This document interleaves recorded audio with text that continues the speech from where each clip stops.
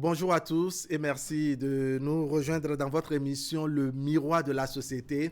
On se met face au miroir ce matin, n'est-ce pas, pour s'interroger sur un des aspects de notre vivre ensemble.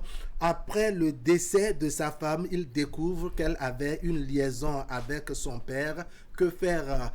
C'est le thème de nos discussions ce matin, discussion que nous ferons avec vous au téléphone et avec nos invités sur le plateau. On sait que dans le parcours, n'est-ce pas, dans notre façon de vivre, il y a de ces réalités auxquelles nous faisons face. Eh bien, on verra les retombées, pour ne pas dire les contours de cette thématique du jour. Qu'est-ce qui n'a pas marché? Que s'est-il passé exactement? Comment monsieur, n'est-ce pas, va désormais regarder le père en question? Quels sont les éléments de preuve dont dispose le mari après le décès pour parler d'infidélité, pour ne pas dire parler de liaison entre la femme et son père? Ce sont autant d'interrogations qui vont guider nos discussions ce matin. Je rappelle, les discussions, nous les ferons avec vous au téléphone et avec nos invités sur le plateau. Invités que je vais me permettre de vous présenter. On va commencer par Da Doche Koko Asset Medewayon. Bonjour. Da Doche, bonjour. Comment tu vas? Ça va très bien. Je salue les téléspectateurs. Merci d'être venu sur le plateau de Le Miroir de la Société. À côté de vous, Madame Véronique Bigan. Madame Véronique Bigan, bonjour. Bonjour, Monsieur Wahab. Je salue tous ceux qui nous suivent en ce moment. Merci bien. Vous êtes commerçante dans la commune d'Abo-Mekalavi. Merci pour votre disponibilité. Et puis un enseignant sur le plateau, Monsieur Boniface Servo, bonjour. Bonjour. Allez, vous êtes enseignant, vous êtes également président de l'ONG Le Secret des Plantes. Allez, on a un tonton qui va nous rejoindre, Monsieur Tamsi Takwara Gado. Venez avec nous. Venez vous installer à côté de Monsieur Boniface Servo. On fera le débat avec vous également. Vous êtes contrôleur des TP à la retraite. Merci de vous être montré disponible pour mener les discussions avec nous. Alors, je vais adresser la toute première question à Monsieur Koko Asset Medewayon pour prendre, je dirais, ce premier tour donc de table va consister à prendre le point de vue de chacun. Qu'est-ce que vous en pensez? Une fois que vous avez reçu le thème, qu'est-ce que ça vous a fait avant qu'on ne rentre, je dirais, dans les autres contours et décortiquer? Koko Asset Medewayon, votre première réaction? Bon, c'est les faits de société que nous remarquons toujours dans la vie courante. Donc, ça m'a un peu choqué. Mais au fil des temps, nous allons décortiquer, rentrer plus en profondeur et voir ce qu'il faut faire, ou bien ce qui s'est passé exactement, que le beau-père seconde son enfant. D'accord. Comment il en est arrivé à lui apporter un coup de main. Voilà. Boniface, c'est bon. Allez, votre première réaction. Bonjour, merci de nous inviter chaque fois. Nous sommes en face d'un thème qui est vraiment virulent. Et le beau-père qui a des liaisons avec sa belle-fille, je dirais. Je crois que c'est des choses qui se passent. Et nous allons faire le débat autour de ça pour voir ce que ça va donner. D'accord. Là maintenant, on est en face de trois choses. Il y a le deuil, il y a la trahison traditionnelle, il y a la trahison filiale. D'accord. Donc c'est que beaucoup de débats nous allons faire. Merci beaucoup. Madame Véronique Bigan. Oui. Monsieur Wahab, je vous remercie. Et quand moi j'ai vu le sujet, je me suis posé deux questions. J'ai dit, et le beau-père en question, connaissait-il sa belle-fille avant qu'elle ne vienne dans le foyer? Qu'elle ne vienne dans le foyer. Est-ce que c'est à l'intérieur du foyer? D'accord. Et pourquoi c'est après sa mort qu'on découvre que le vieux faisait ça? D'accord. C'est dangereux cette histoire. Et vous savez, c'est dangereux. Vous êtes dépassé. Avec le temps. D'accord.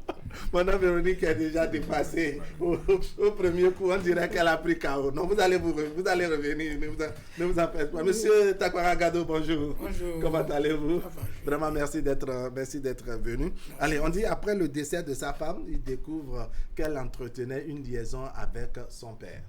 Alors, quelle est votre première réaction sur cette thématique avant qu'on ne rentre dans le développement? Merci beaucoup. Je crois que je vais d'abord dire bonjour aux téléspectateurs. Et puis répondre à votre question. Vraiment, c'est des faits de société. Et tout ça, c'est dû à... Moi, je vais appeler ça un vice. Un vice. C'est un vice. D'accord. Parce que, généralement, en Afrique, même dans le monde entier, votre beau-père, vous le respectez même plus que votre père qui vous a mis au monde. Est-ce que vous voyez? Mais si ce beau-père-là est allé jusqu'à ce niveau, je crois que c'est ça là que nous devons fouiller et voir les conseils qu'il faut prodiguer à nous, les beaux-pères, puisque nous sommes déjà des beaux-pères, et que de pareilles choses ne se passent pas dans notre pays. Voilà. D'accord. Alors, Koko Hassen Médéon, de votre regard de sage, quelle appréciation la société peut avoir si une affaire pareille, n'est-ce pas, arrivait, je dirais, à exploser? Genre, vous êtes dans un quartier et qu'il y a une situation comme ça que vit votre voisinage ou autre. Comment on peut regarder ça? Quel regard notre société peut porter sur une situation pareille? Vous-même, vous avez la réponse. Donc, est-ce que la société accepte des pratiques malsaines comme celle-là? Donc, je ne suis pas sûr. Donc, la société ne va pas accepter. Et de même que moi-même, je ne vais pas digérer. C'est un peu gauche par rapport à notre train de vie où nous ne sommes pas des animaux. Nous sommes des animaux civilisés. D'accord. Mais cette pratique, en Afrique surtout, je ne crois pas que c'est une pratique courante. D'accord.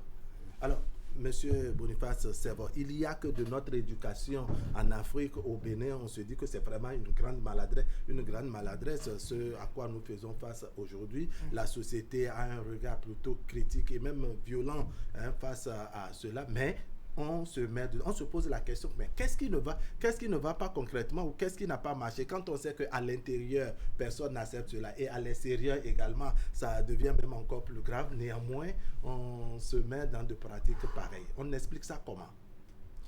Monsieur Wahab, depuis hier que j'ai lu la thématique... Ne me dites pas que vous n'avez pas pu dormir. Je continue de réfléchir. C'est ça. Parce que je suis en train de voir déjà quelles sont les questions que Wahab va me poser au cours de cette émission. Et je pourrais dire là que peut-être que c'est un problème d'éducation au niveau de la dame d'abord. D'accord. Si elle a reçu une bonne éducation de ses parents, et quel que soit ce que son beau-père lui dit, et si effectivement elle a l'amour pour son fils, c'est-à-dire pour son mari, elle ne pouvait jamais commettre. Ça, c'est un impact très grave.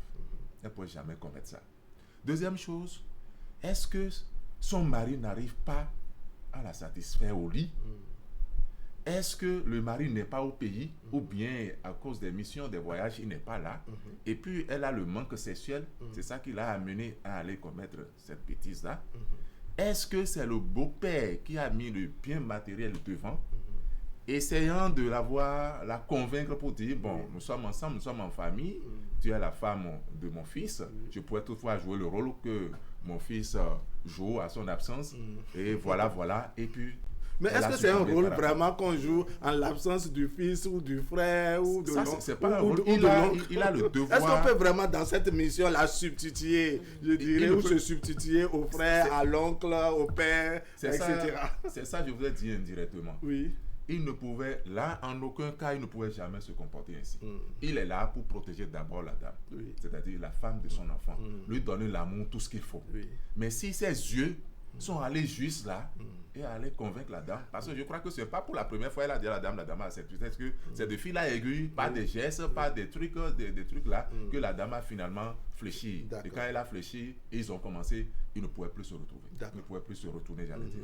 Donc voilà un peu l'aspect que... Alors, Madame Véronique Vigan, souvent on dit que la femme est un peu plus rigoureuse que l'homme sur, je dirais, ces petits détails. Sur ces petits détails, et là on qualifie les hommes, je dis ce que la société dit de façon globale. Les hommes sont un peu trop frivoles, ils tirent pratiquement sur tout ce qui bouge, mais la femme a un minimum de réserve, n'est-ce pas? Elle se fixe un certain nombre de limites. On se pose ici la question de savoir Qu'est-ce qui n'a pas marché pour que la femme laisse son mari et aller s'acoquiner avec le père?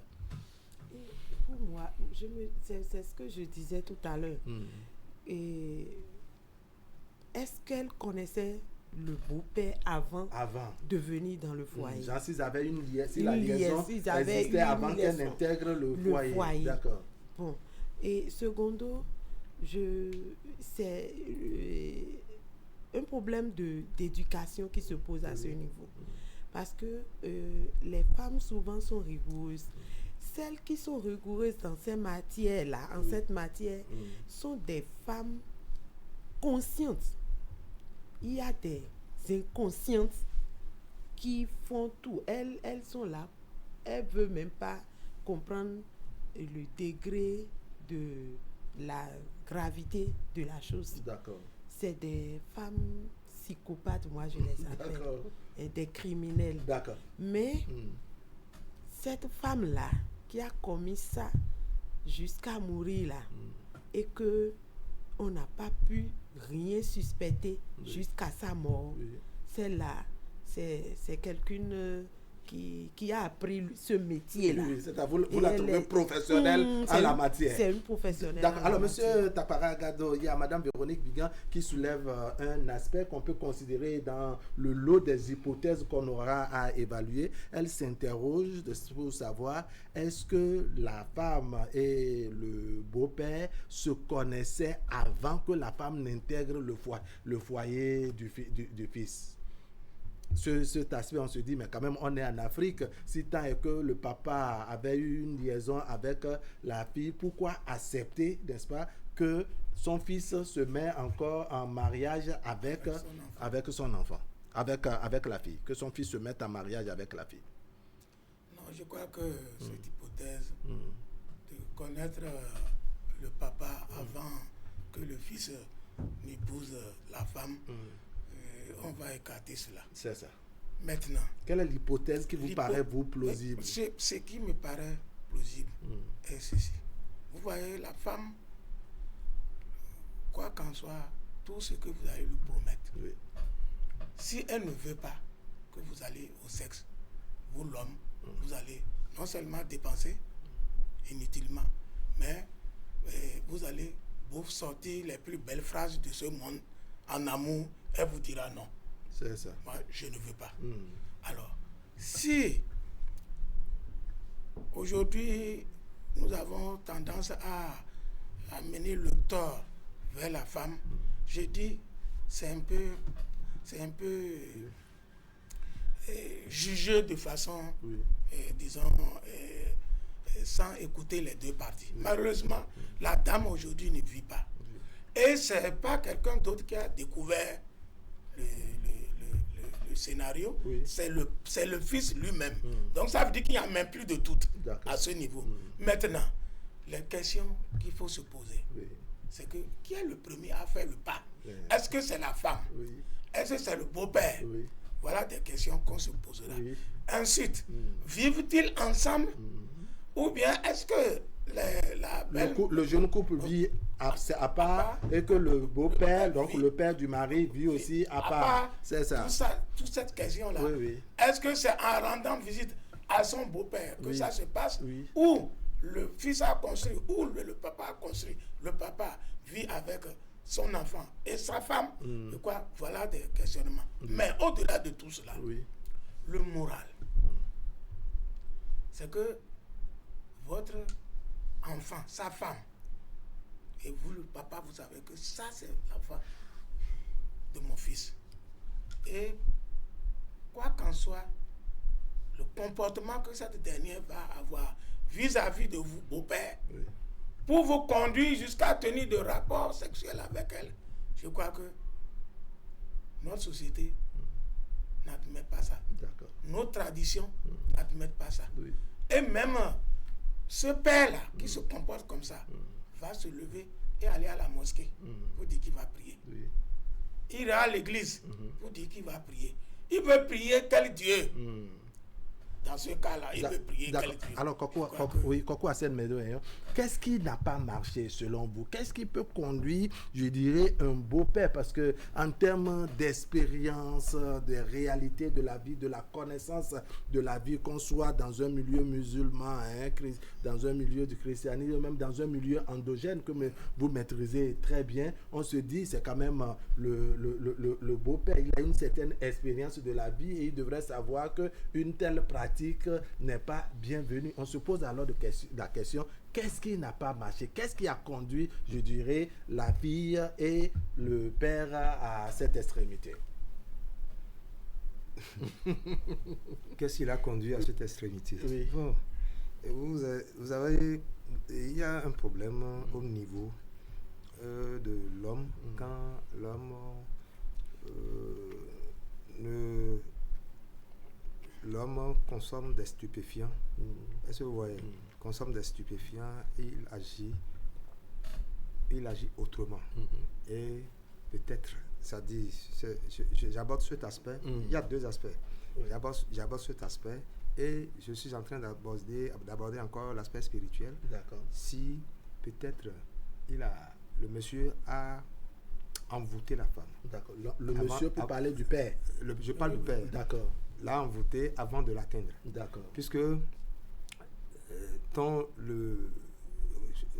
ta belle-fille, qu'est-ce qui t'amènera jusqu'à partager le lit avec ta belle-fille? Oui, maintenant l'envoûté, on se pose la question, mais qu'est-ce qui amène un beau-père, n'est-ce pas, à se voir attiré par la belle-fille et à défaut même de la convaincre, je dirais facilement, pas même jusqu'à l'envoûter. Ou soit l'enfant, il a constaté l'impuissance de son enfant. Oui. Et c'est des trucs qui ne s'exposent pas au public. Oui. Et maintenant, il veut corriger le tir en faisant ça. D'accord. Bon, et peut-être, on a dit que c'est l'homme qui a constaté. Oui. C'est l'homme qui a constaté à la fin. Qui découvre à la fin. Oui. Bon. Et c'est-à-dire, je suis en train de me poser plusieurs questions. Oui, plusieurs questions. Et je n'ai pas encore la réponse. D'accord. Moi, je vais vous faciliter la tâche.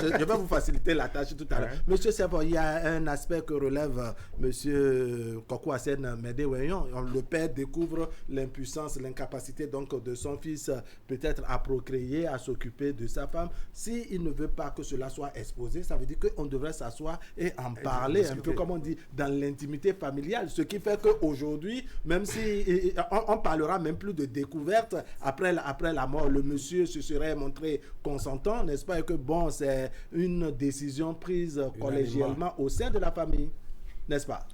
Sincèrement, il a abordé un point sensible. Et ce point n'est pas à négliger. D'accord. Mais ça là qui est venu dans la famille, je m'avais soigné d'abord quelque chose. Avant de vous marier, ce qui est sûr, je ne demande pas nécessairement d'avoir tout avant d'aller prendre une femme d'autrui, un enfant d'autrui. Si le monsieur était dans sa propre maison avec sa femme, je crois que ce que nous sommes en train de dire aujourd'hui, ça ne devrait pas venir. C'est parce qu'ils sont peut-être dans une maison familiale, c'est-à-dire que la maison de son papa. Non, maintenant par rapport à ce que dit M. Koko Hassen Medouen, si c'est que la famille veut régler le problème, genre ne pas faire exposer au dehors ou à l'extérieur l'incapacité, l'impuissance du fils, c'est-à-dire que même s'ils vivent dans une maison familiale ou même si le fils vit éloigné, n'est-ce pas? Ça pourrait se passer. Ça pourrait se passer, mais ça sous-entend que ça se fait de façon consentante. Je crois que si la dame a gardé c'est-à-dire cette confidence jusqu'à la mort et que c'est après sa mort que son mari a découvert. Ça veut dire que le mari n'avait pas été associé. Le mari n'avait pas été à cette hypothèse-là. Moi, je trouve que ce n'est pas plausible. D'accord. Donc, ce qui veut dire tout simplement que la dame aussi, elle a participé à la chose. Et elle a aimé, elle a coopéré avec son beau-père et les deux ont une, comment on appelle, les deux ont une confidentialité et ils ont essayé de couvrir leurs choses à l'issue de son mari et de son beau-père. Donc le problème qui est là, c'est que la dame devrait avoir normalement un problème. Sinon... Pourquoi c'est sur la dame vous faites le focus? Non, on ne l'accuse pas là où elle est, on ne l'accuse pas, mais quand moi j'ai émis toutes des hypothèses en faisant mes analyses, si elle ne s'est pas donnée à son beau-père, rien ne peut se passer. Monsieur Takwara a souligné ça tout à l'heure. C'est parce que elle-même, quel que soit ce que son beau-père lui a dit, si elle était ferme, d'accord, sur sa décision, rien ne peut arriver. Monsieur Farah Sacré a abordé un point. Il a dit peut-être que le beau-père a envoûté la dame. C'est possible. Le beau-père a essayé, a fait les avances, tout. La dame a dit, ah ça là, parce que ces choses, c'est une bombe. La dame ne peut même pas en parler à son mari. Le mari ne va pas croire, va prendre ça autrement. Est-ce que vous comprenez? Voilà qu'elle n'a pas une preuve pour dire à son mari, ah voilà, ton beau-père est en train de me dire ceci, il veut que nous sortions ensemble, voilà. Le beau-père a essayé tout ça, ça n'a pas marché, il a dit, bon, nous sommes en Afrique et spécialement nous sommes au Bénin. Il y a des solutions palliatives que je peux chercher pour avoir cette dame-là, et tant bien que nous sommes ensemble, voilà ce que je peux faire. Il y a des choses très simples. Il revient de la ville, il apporte un repas que peut-être que sa belle-fille aime très bien, et dans ce repas déjà, il y a déjà des choses qu'on a déjà mis. Et puis elle a pris, elle a commencé par fléchir petit à petit, et voilà ce qui a donné ça. D'accord. Alors je rappelle, le débat, nous le faisons avec nos téléspectateurs, avec la complicité de Boris Adanro à la réalisation de Francis Kokou. On va ouvrir la ligne. Les 2 numéros affichés au bas de l'écran permettront donc à nos téléspectateurs de nous apporter leur contribution. On va évoluer maintenant sur les éléments de preuve avec 1001 hypothèses. On prend l'hypothèse, n'est-ce pas, que c'est le père lui-même qui, après le décès de sa belle-fille, échange avec son fils pour passer aux aveux. Comment vous pensez que les choses vont se passer? Madame Véronique Bigan, c'est-à-dire que c'est papa qui, n'est-ce pas, après le décès de la femme, fait asseoir son fils, n'est-ce pas, et passe aux aveux. Tu sais, bon, écoute, les jours passent, il y a telle chose qui me chagrine, j'ai bien envie de t'informer que, entre ta femme et moi, il y avait eu une liaison quand elle était vivante. Peut-être qu'il ne va pas le dire forcément de façon linéaire comme je l'ai fait, mais c'est lui-même qui passe aux aveux. Donc, on prend ça comme première hypothèse et donc élément de preuve dont dispose le fils. C'est grave. Et moi, je voudrais aller un peu en arrière concernant ce que Da a dit, si on peut envoûter la femme. Bon, moi, je vais loin en disant que peut-être que le beau-père est dans un secte où on lui a exigé de... C'est une hypothèse qu'on lui a exigé... C'est la journée des hypothèses. De coucher avec sa belle-fille. Et quand c'est quelque chose qui lui est exigé, s'il ne le fait pas, il va se voir... Donc il fera tout ce qu'il pouvait faire pour le faire. Et là, pour donner satisfaction au cercle qu'il appartient. Maintenant, et aussi protéger son esprit. Voilà. Maintenant, là, c'est diabolique. Ce qui se fait là, c'est diabolique. Maintenant, cette femme-là, qui n'a rien dit, jusqu'à mourir, moi je me demande, elle a quel cœur? Mais les gens se posent trop de questions sur la femme qui est déjà décédée. Sinon, moi, je ne pourrais pas sentir ma mort et ne rien dire. Parce que peut-être ça aussi a précipité sa mort. Bon, je reviens à votre question qui dit, et c'est le beau-père même qui est passé aux aveux, qui a dit au monsieur. Allô? D'accord. Allez, vous allez poursuivre. Téléspectateurs, allez, bonjour. Oui, comment vous allez? Très bien, merci. Et vous-même? C'est Christian Bagidi. Christian Bagidi. Bagidi. Oui. D'accord, comment allez-vous? Nous rendons grâce. D'accord, vous nous appelez d'où? Depuis Savalou, Côte d'Artur. Waouh, comment va la grande famille Bagidi et les autres amis de Savalou? Tout le monde se rend grâce à Dieu. D'accord, on vous écoute sur le sujet. Mais on a donc le pôle. Gawayo. Ewan tinu noa. Nous avons d'ailleurs barré d'ailleurs d'Apiton. Allons-y. d'ailleurs, non, non, que le bidon est d'ailleurs, tu vois, dans soit et bah moyen, et donc, il y a un bon période. Et que le travail d'ailleurs, il doit avoir un période. Pour atteindre, d'ailleurs. Sinon, mais quand on a bien mis aussi à finir. Bon, quand on a eu des bonnes années, mais je suis mis dans noir, et puis vous faites rien. Allô? Oui, on vous écoute, on vous écoute. Donc, nous avons donné pour nous dire que, ah oui, on code,